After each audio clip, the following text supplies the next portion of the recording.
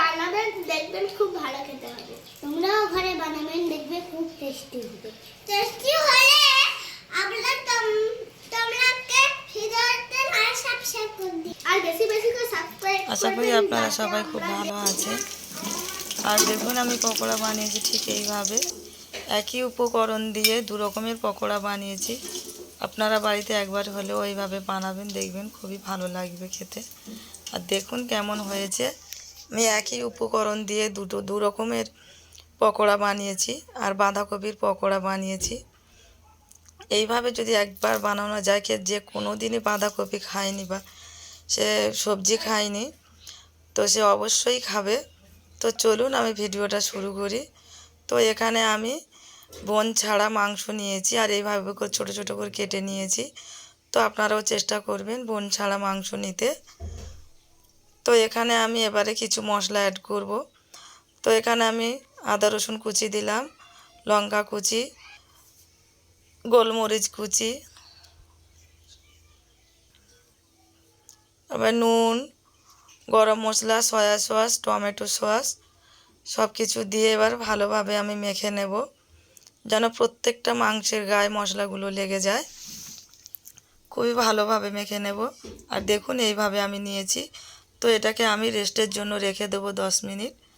তো 10 মিনিট আমার হয়ে যাবে যতক্ষণ আমি বাঁধাকপিটা রেডি করব ততক্ষণ। তো দেখুন বাঁধাকপিগুলো আমি এভাবে ছোটো ছোটো করে কেটে নিয়েছি। তো কেটে আমি একটা কাপড়ের মধ্যে দিয়ে জলগুলো শুকিয়ে নিয়েছি। তো এখানে আমি দিলাম কর্নফ্লাওয়ার, আর এই কাপের মাপ করে আমি সব কিছু নিয়েছি। কর্নফ্লাওয়ার নিয়েছি হাফ কাপ, তারপরে ময়দা নিয়েছি হাফ কাপ, বেসন নিয়েছি হাফ কাপ, আর কিছু গুঁড়ো মশলা নিয়েছি। তো গুঁড়ো মশলা হচ্ছে লঙ্কা গুঁড়ো, গোলমরিচ গুঁড়ো, আর একটু গরম মশলা গুঁড়ো দিয়ে এইভাবে আমি ব্যাটারটা তৈরি করে নিয়েছি। তো দেখুন এইভাবে ঠিক। তো আপনারা ওটা মাখাতে মাখাতে যদি একটু পানির প্রয়োজন হয় তাহলে দিয়ে দিতে পারেন, কোনো সমস্যা নেই। তো এইভাবে করে নিয়ে আমি হাতের তালুতে দিয়ে আর মাংসের টুকরো দিয়ে বেশ ভালোভাবে আঙুলের সাহায্যে চেপে চেপে একটা ডো তৈরি করে নিয়েছি। দেখুন খুব আলতো হাতে কাজটা করতে হবে। তো এইভাবে করে আমি প্রত্যেকটাই বানিয়ে নেব।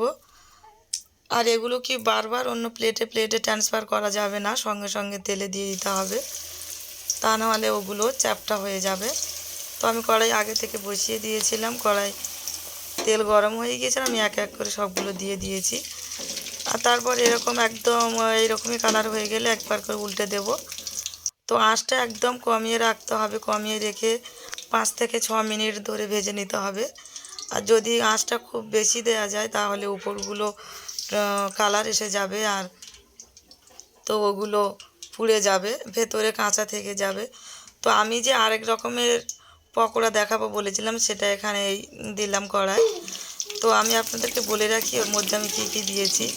আমি দিয়েছি কর্নফ্লাওয়ার, ময়দা, বেসন, আর একটু গোলমরিচ গুঁড়ো, একটু গরম মশলা গুঁড়ো, আদার্স আর কিচ্ছু আমি দিইনি, আপনাদেরকে দেখলেন। আর দেখুন কেমন হয়েছে। তো আপনাদের যখনই মন চাইবে